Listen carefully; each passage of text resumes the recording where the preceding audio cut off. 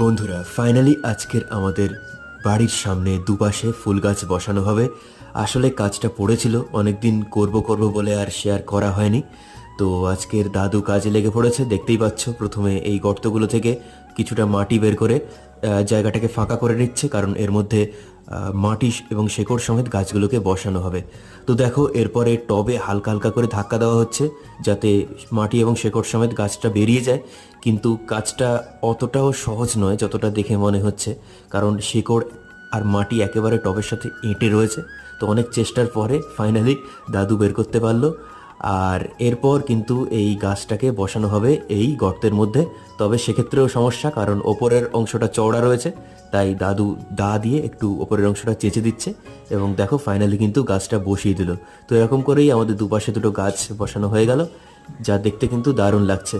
তবে আজ এইটুকুই, দেখা হচ্ছে নেক্সট মিনি ব্লগে।